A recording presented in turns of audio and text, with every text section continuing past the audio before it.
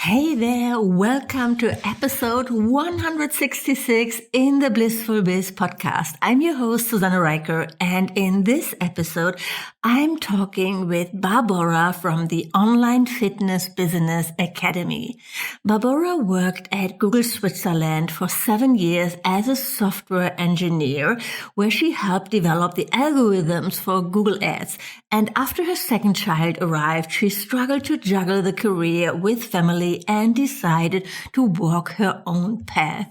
Because she had a passion for online courses, she studied online business strategy and digital marketing and started an online Pilates business with her sister, a Pilates teacher in Czechia. They managed to grow the business beyond 6 figures in the first year.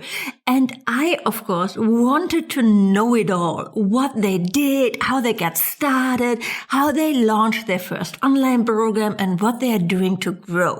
I asked her everything.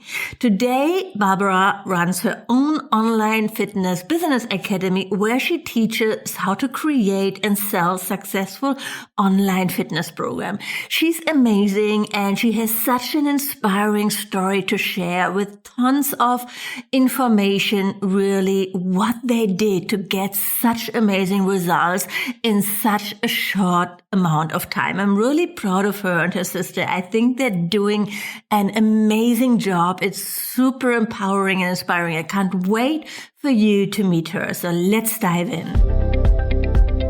Hey there, welcome to the Blissful Biz podcast. I'm your host, Susanne Reicher, here to help yoga and wellness entrepreneurs build a thriving online business. If you're ready to make a bigger impact and earn money online, you are in the right place. Each week you learn about websites, digital products, social media strategies, and what's working now to build your online business. And now let's get started. Hey, Barbora, welcome to the Blissful Biz podcast. Hello, good morning, Susanna. Very happy to be here. So excited to have you here. So why don't we start and you introduce yourself in a few words, like what you do and yes, what brought you to where you are today? All right. So my name is Barbora. I am an online business mentor. It's still a little bit strange for me to pronounce it because I'm also a little bit of a nerd interested in lots of things. And I worked at Google as an engineer for 7 years, which kind of was the biggest or longest career that I've had so far. But it was kind of a dream business, a dream career for a long time.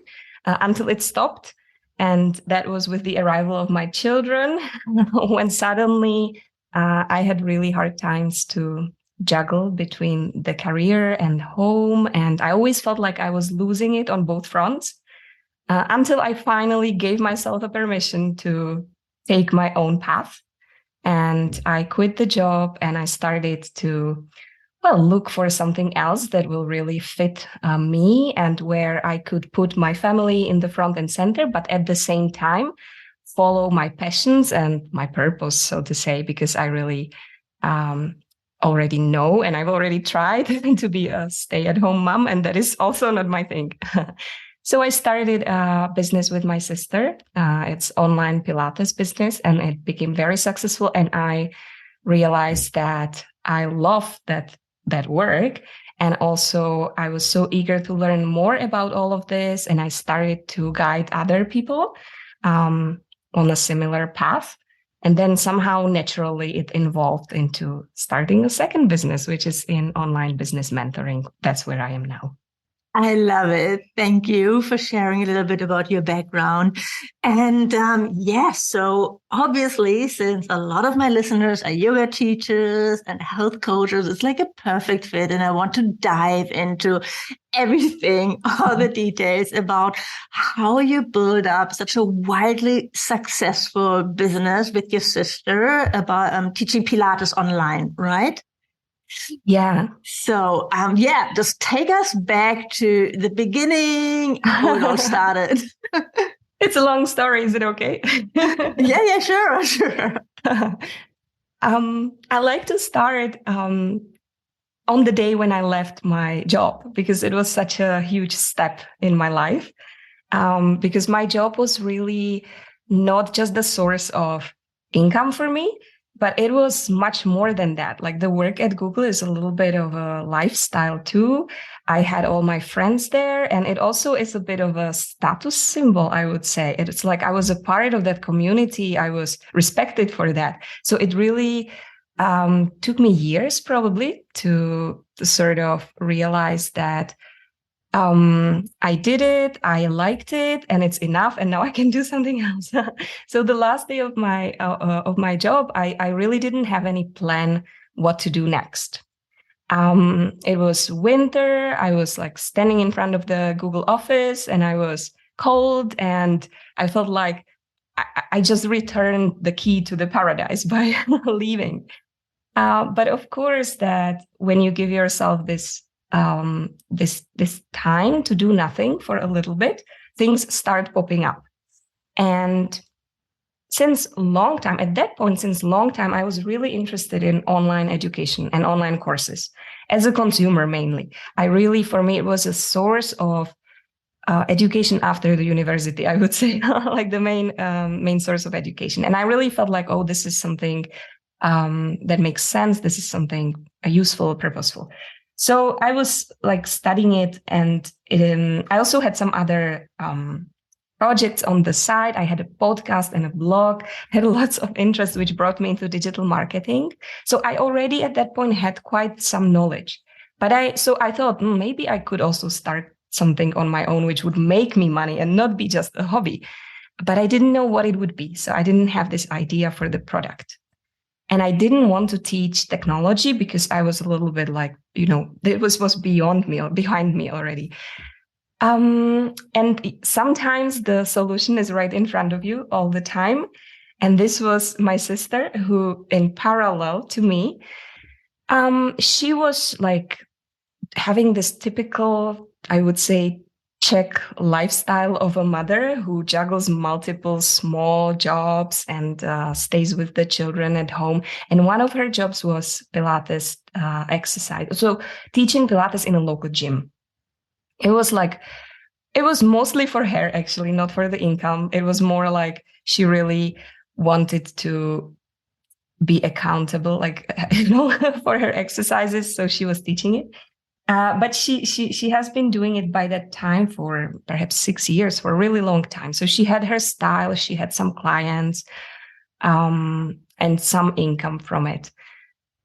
But then COVID hit, and she lost this opportunity because the gym closed down, and she could go online, and she did. So the gym told her, let's just do it online from home. But they didn't give her any guidance.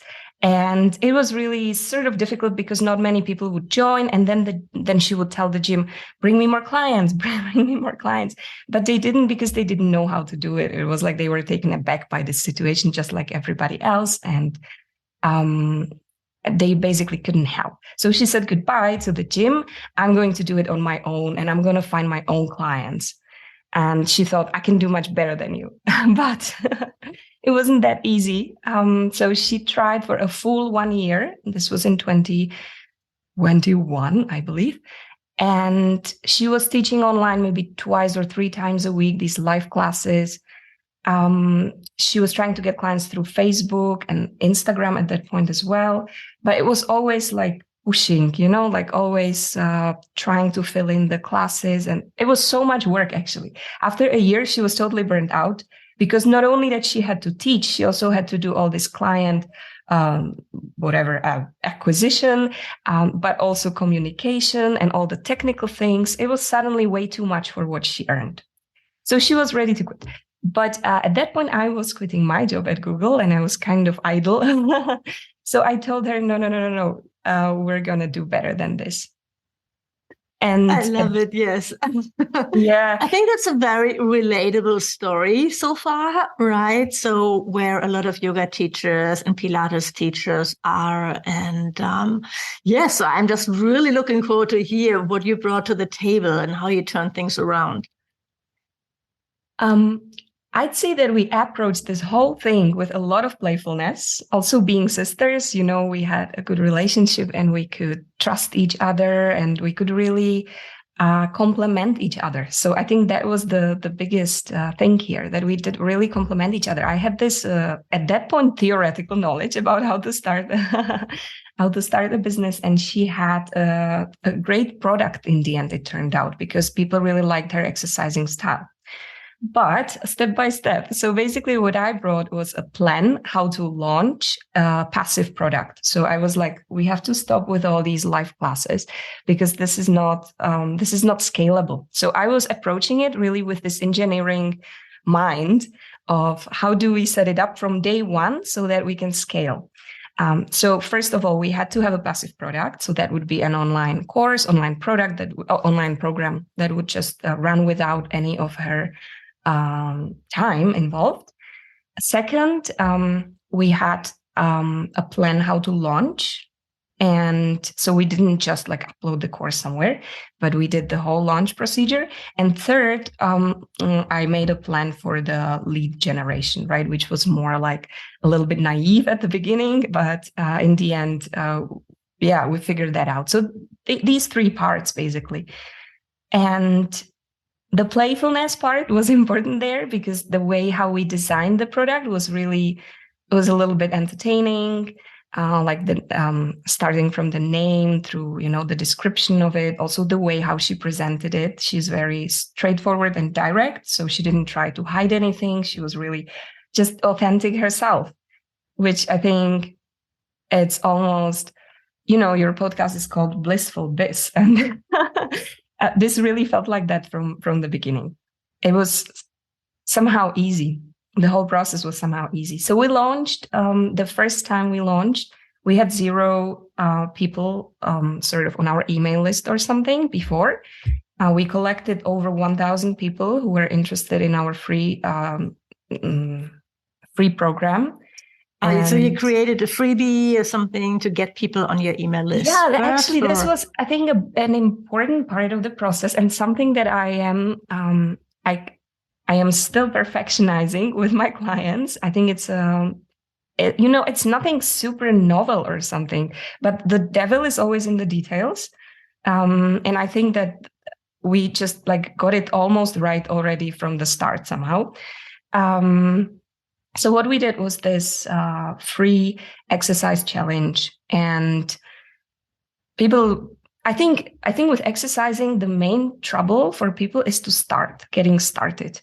And if you make them start it, then it's like half of the job is done, and then it's great for them, right? And my sister was really good at this motivational part as well. So I'd say that half of her job now, probably more than half now, actually, because all our products are passive products. So more than half of her job now is to motivate. So what was the first online course? Was it like for beginners? Like how long was it? Was it like a starter course or like really big? So can you tell us more about that? Mm-hmm. Yeah, the course, I think important is the name. It's called the Queen of the Beach. And it's 5-month exercising program.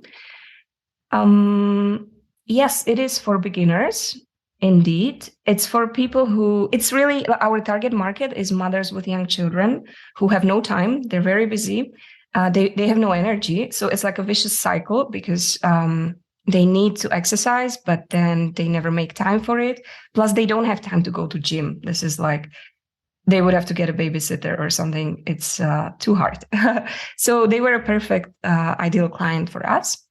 And then we adapted this program to the ideal client by making the lessons really short and entertaining. I think that's another thing that mothers with young children are missing, entertainment. So they wouldn't do something that would be boring.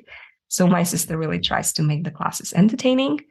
And that's it. It's actually extremely simple. There's nothing complicated in it. It's, in the end, I think simplicity and clarity always trumps anything else. Yeah, it's always, I think, but also everything has to come together, the authenticity, the strategy.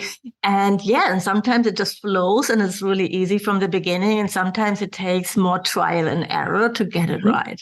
I think. Yes, Right. absolutely. This is something you can't really copy paste from somebody else. Yeah. And this is something where it's like this little black box of like, also like working with people as a business coach, right? That you can give them all the strategies and steps, but still there has to be like that secret sauce or something that makes it like irresistible, the offer. Yeah. Yes, actually, like I feel like the biggest challenge for me as a business mentor since the beginning was to dismantle this whole thing and figure out what out of that is a working strategy and which part was just luck or, some sort of secret sauce, as you're saying. But yeah, I like think the my only point way. is here. I just don't want to discourage people, right? So sometimes it's just like, like you have that luck and secret sauce right out of the gate. And sometimes it takes you a little bit more trial and error, but you get there. It's Yes, not impossible. exactly. There's no Yes, I magic totally believe behind that. it. Yeah. When I say Yeah. luck, I don't mean like, oh, we were at the right time at the right place. It's more like we figured out some parts of it just intuitively without, studying it too much or too much trial and error.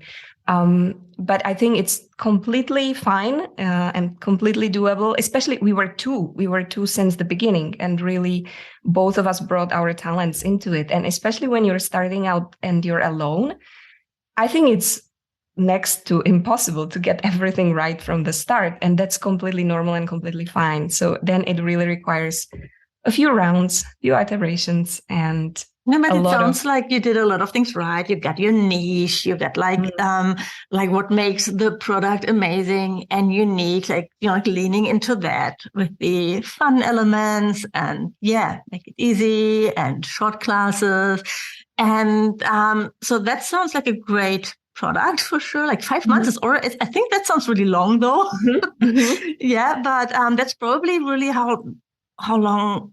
I mean, what you always have to consider is like, but you have a topic, how much time do people need to really see results?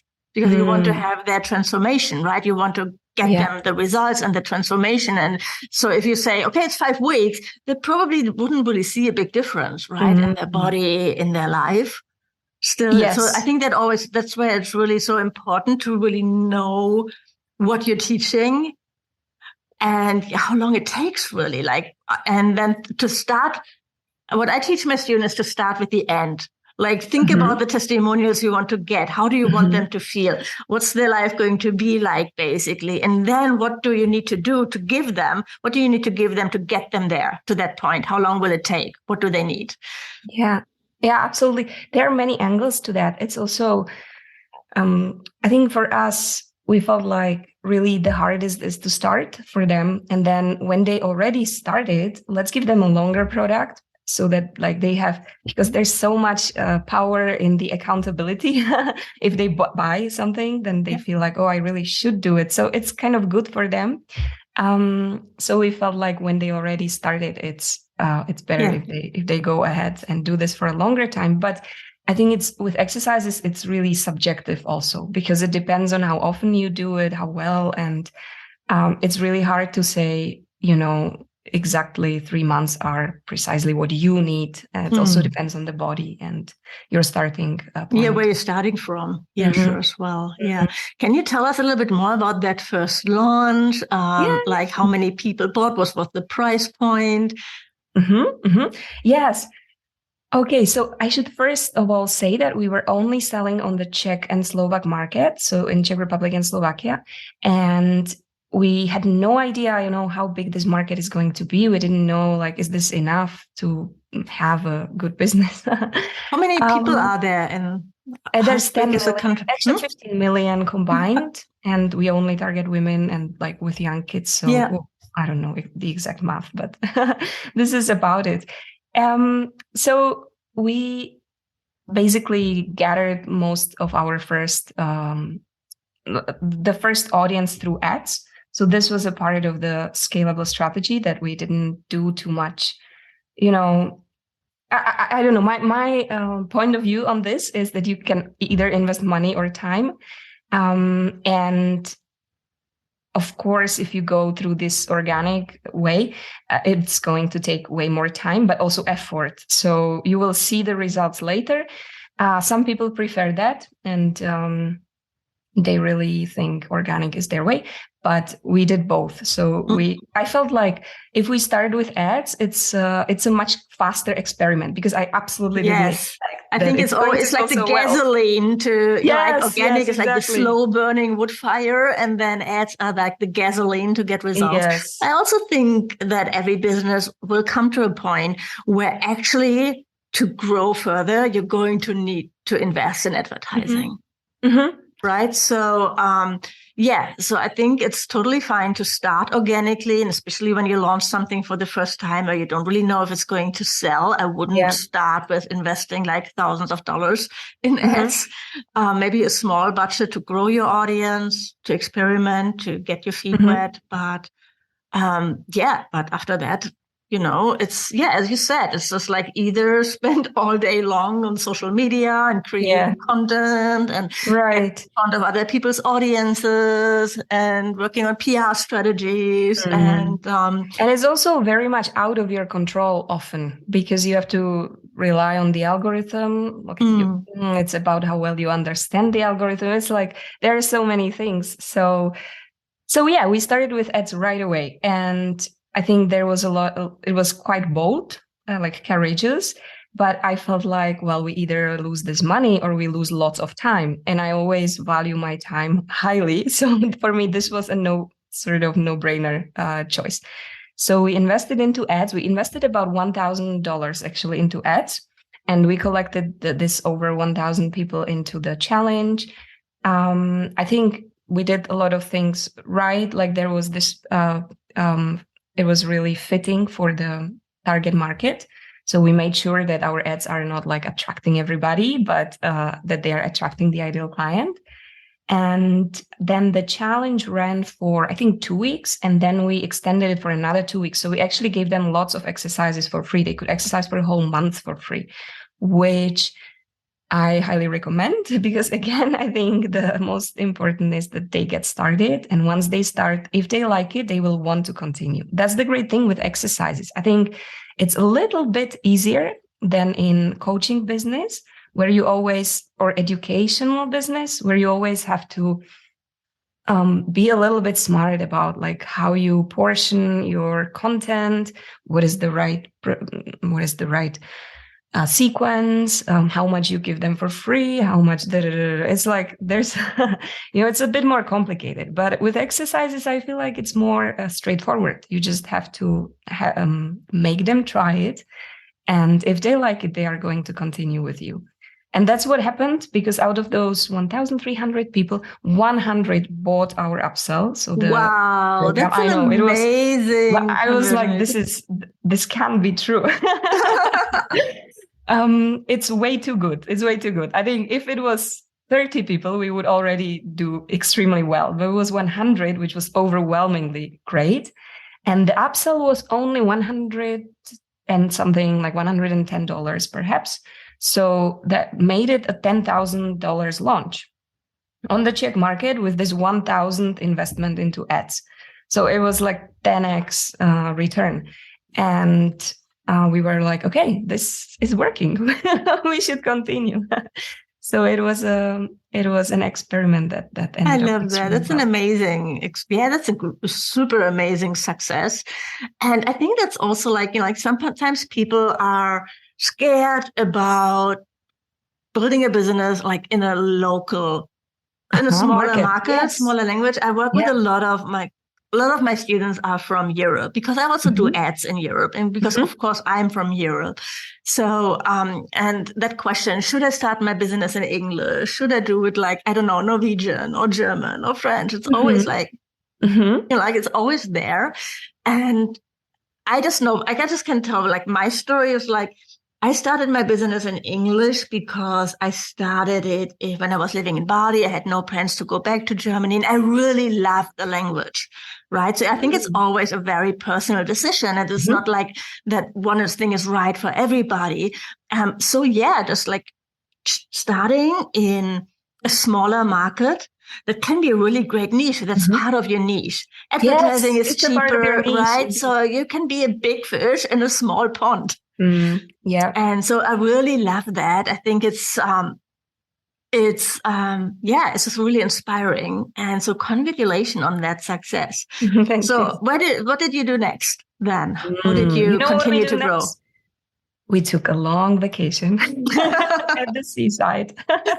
I actually started to homeschool my children. I pulled them out of kindergarten, but kindergarten is compulsory in Switzerland. So I had to go through quite some bureaucracy to manage that. And yeah, we took this vacation actually together with my sister.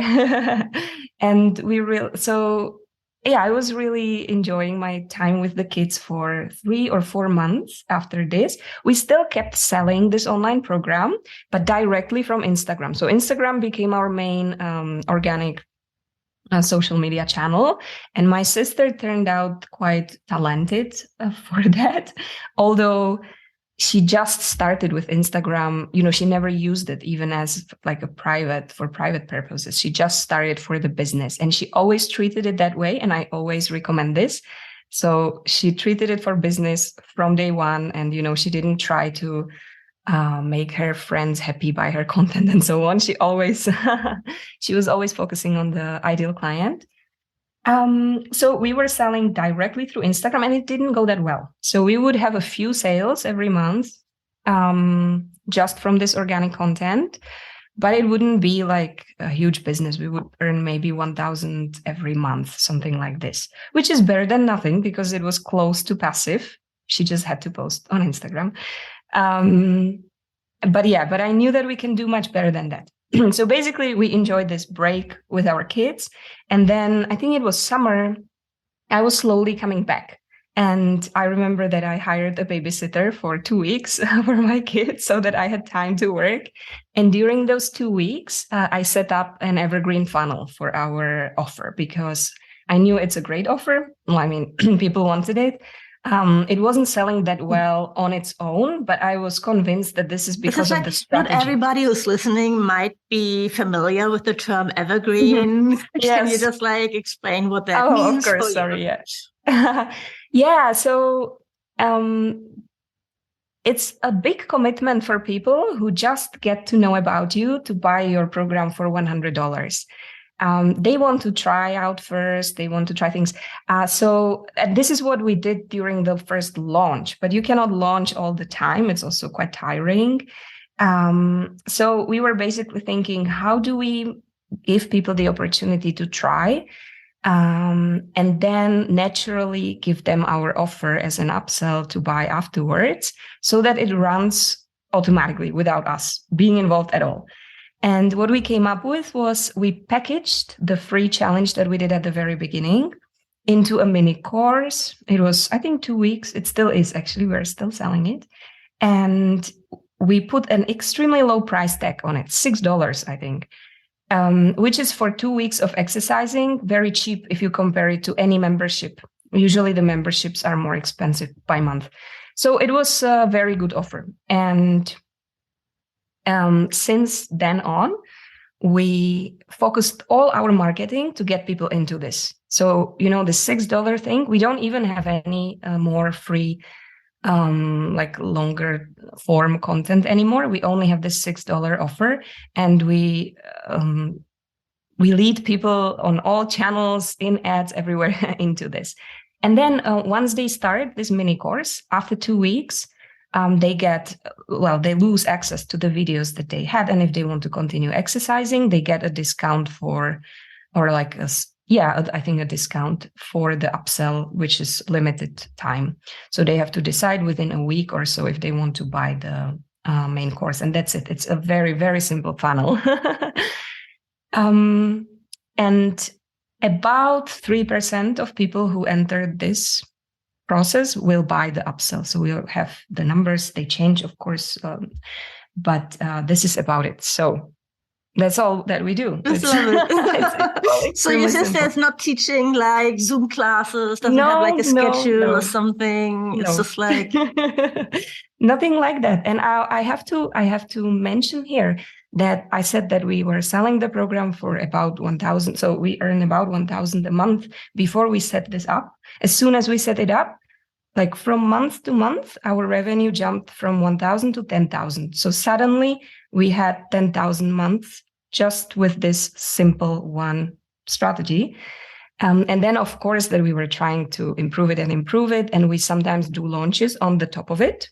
So this evergreen funnel works all the time and it still works well. But we also do small launches on the top of it to sort of boost the sales.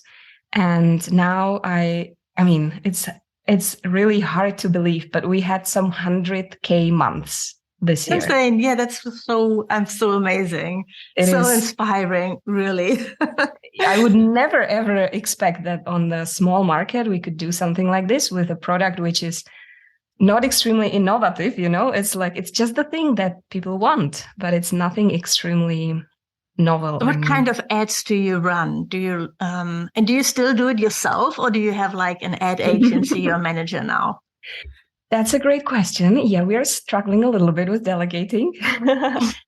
We do have a few people to help, like 4 or 5 contractors that help us with various things like Instagram and, a VA, like an assistant. But the core things like ads, I do.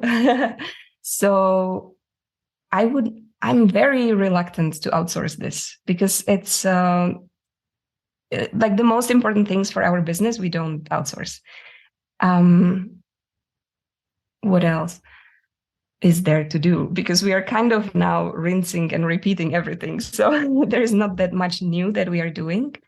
We are really, I think our main tendency during this whole, it's only been a little bit over 1 year now, is simplifying. So we are not making things more complicated. We are not adding more offers. We are really simplifying what we have so that it runs even more smoothly.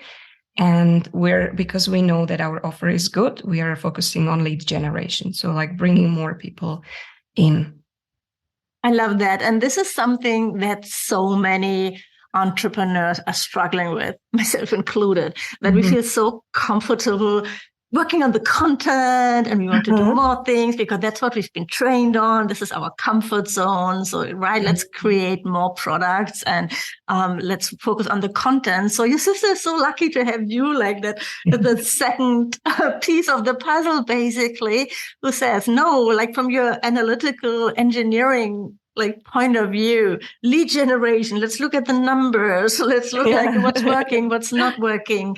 And so often people shy away from that, right? What do you tell your clients when they are in that situation? How can you help them like look at that piece of them, of their business as well? I honestly think that everybody has a little bit of trouble with something else. Like people, and typically people are really blind to their own blind spots, and myself included. I have to say that I'm much more comfortable running other people, like helping other people run businesses than growing mine. It's just like that. We are so bad at looking on our own stuff objectively. So it's so important to have that other person there who will do this little audit for you sometimes and like point the finger to, okay, here you should spend more time because you're spending too much time on this other thing, which doesn't matter that much. And this, I think, by the virtue of us being two with my sister and by being completely different, I have to also mention this, that my sister is totally different from me. She is very down to earth. So she's very, she doesn't overthink. She doesn't overcomplicate. I am the opposite. So I can design all these funnels and stuff, but at the same time, I have this tendency sometimes to overdo or overthink. And then she's the one who pulls me down and is like, this is enough. We don't need to complicate it. We can just use it the way it is. So it's these two forces that totally like work together in the end. And so to your question, I think in the end, it's about, well, a lot of self like reflection, thinking like, what are your own strengths and where do you need help? So are you the person who is overthinking, and do you need someone else who is like bringing you down to earth and telling you, now launch it, it's done, it's okay? Or are you the other one, the one who is like let's quickly do it and let's do some live Zoom classes. And then you're like, no, this is not the way to do it. Let's create a passive product. It's better for you. So I'd say there's no single answer. Well, thank you for that. Yeah, I totally agree as well. Sometimes we really need that fear from the outside to help push us in the right direction. And it's very easy to just stay a little bit in your comfort zone bubble and just focus on those things. And just to be really successful, there are other parts that are for, especially when, to run a successful business, that you have to do as well and to embrace. So that was a really, really, really, really inspiring success story.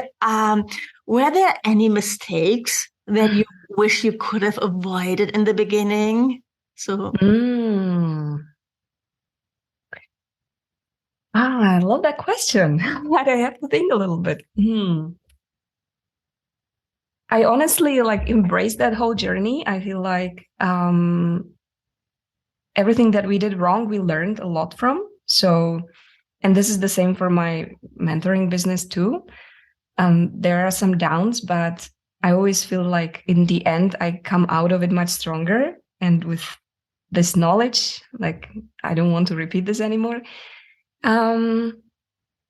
I think we did a lot of work manually at the beginning, but I wouldn't say that it was actually a problem. I would probably do it again. So we didn't invest into any super fancy platforms at the beginning because we did invest into ads, but we felt like we don't really know what we need as when it comes to software.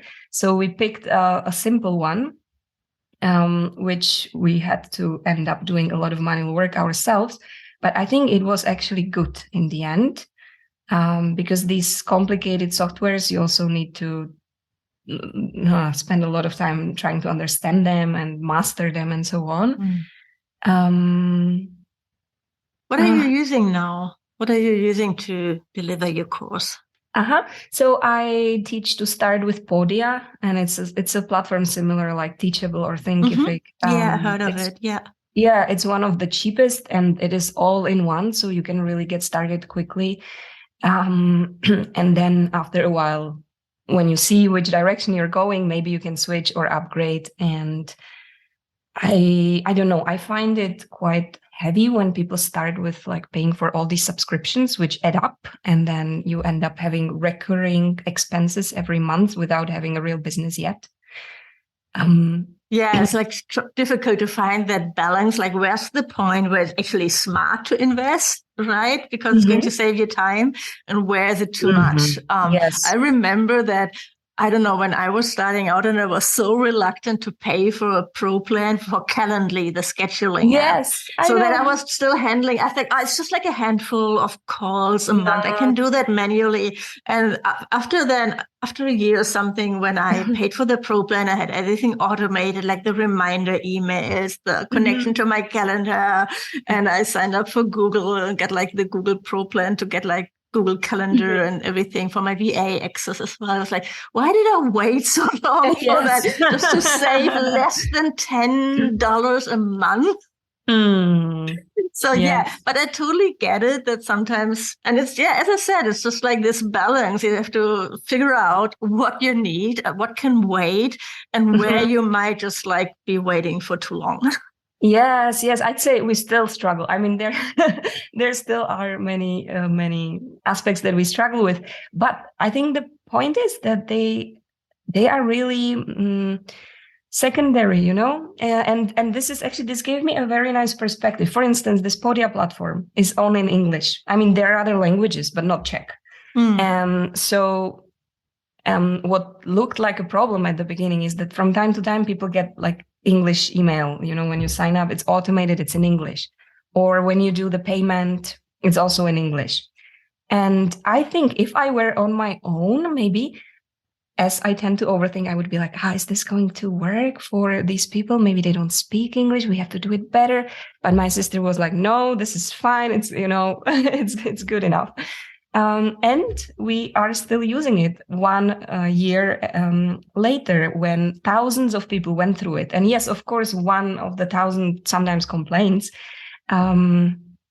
But, overall it works. And I feel like many people, me including, at the beginning overthink the details and then don't have enough energy to focus on the really main important thing, which is Yes, the that's so product true. market fit. That's so true. Like, like get stuck, like trying to figure out what platform to use to host your online course. And sometimes people spend like weeks on that testing it. I'm like, don't do that. It's not important. It doesn't matter. It's not going to make or break your success. Just like spend a day on that max and then make a decision and move on to the important part, like creating the course content. Yes, absolutely. So always having the priorities in mind. I think it's one of the hard things that we have to do every day in the business. Yeah. And I love that you moved on from there to get into coaching and helping other entrepreneurs in the health and fitness world build their business. Has it been easy or like to help them get the same results or to get results? That's what you mean. How does it work? How does it work now? So I just want to say that for me, the whole journey with my sister always was a little bit like a prototype, because I knew that I don't want to, grow money through a fitness business until the rest of my life. Like the thing that I really am passionate about is educating, empowering other women to share their gifts. Basically, it's this is what lights me up when I see that somebody has a gift, really some zone of genius, but they are not sharing it with the world. Then I'm always like, you have to do it. You have to go out and share. You cannot just like leave it for yourself. So this is basically the mindset that I started with. And after going through this with my sister, I realized that now I have a great tool that I can teach. I realized this is my product. This is so useful. This is so helpful to all these people who have a gift and just don't have the means to share it. And it's a long journey, of course, and it starts with mindset, and the strategy comes only much later.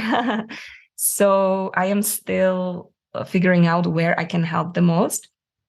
But you were asking how easy it was to translate the results. So my journey was a little bit bumpy. I started with thinking that, I can help any online entrepreneurs to grow.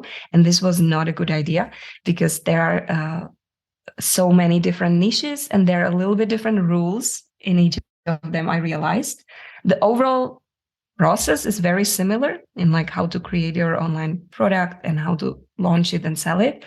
But again, the devil is in the details. And so I really struggled with creating a scalable product, like a course, where I would explain all these parts in a way that they would be applicable to every niche. So I really struggled with this. And then I realized, okay, that's because I'm too generic. I have to niche down myself. And I knew that I can help the best, the fitness and wellness professionals, because this is the most similar to what I have precisely gone through. And I started to work mainly with those. I was already attracting them anyway, but so I really embraced this and niche down. And I love that I made that decision, because it was definitely mutually beneficial for everybody. And now I've had successes in one-on-one coaching where you can totally adapt to the person who is sitting in front of you. Now I'm doing group programs and I absolutely love it. It's just fulfills me a lot. And I'm in this stage of creating an online course or a passive product that would be a small part of this whole journey that people could apply when they get to that point. I love it. Yes, it's going to be so helpful for so many people. And I love really that you have that personal experience and success story, like case story, probably like still, right? So you can still like try things out with your sister and strategies and then take them and use them. Yeah, in your own business. I now have multiple playgrounds, I would say. Yeah, it's like a big playground. Yeah. my own, and then I also help several friends kind of on and off. So these are my main playgrounds. And then, of course, the clients where I have to be, where it's a little bit different. So where can people go to learn more about you? Okay, my website is still a little bit under construction, but I am planning to keep adding all free trainings that I am offering to there. So to one place, it would be barbora.online/free. And currently, the next free training that depends on when people are listening to this, but the next one will be on attracting clients through the free challenge, which is, I think, a big, very successful thing that I have done many times. And that is, to me, quite easy to pull out. And that is a way, like a very sort of, if you want to kick off your online business in a big way, this is a great way to start. So this will be my next. Yeah. And on Instagram, people find you, of course, as well. And I think that's where I found you. So I'll add the links to the show notes for sure. Thank you so much. Yes. So thank you, Barbora, so much for coming on the show, for sharing your story and tips. I think it was such an inspiring success story. And so important, really. Also like to shine the light on those 3 parts that have to play together, like your offer, your marketing strategy, like the launch strategy and generating leads, like those 3 pillars, and that you've got everything so right. It's amazing. I love it. I would add a 4th one, which is support. Okay. Because we were supporting each other with my sister, but if you don't have anyone like that, it's going to be so much harder for you unless you look for that support. Support, mindset is something we could add as well. Yeah. Like always, right? Exactly. That's life's. Well, thank you so much. It was a pleasure having you here. Thank you. I enjoyed it a lot as well. And very, very nice meeting you, Susanna. Thank you. Thank you for listening to this episode of the Blissful Biz podcast. If you like the show, please leave a review on iTunes. This would mean the world to me. And of course, don't forget to subscribe to the podcast to never miss a new episode. To learn more about how to work with me one-on-one, my courses and membership, or to get instant access to freebies, workshops, and more, go to susannereiker.com right now. Thanks for tuning in and see you next time.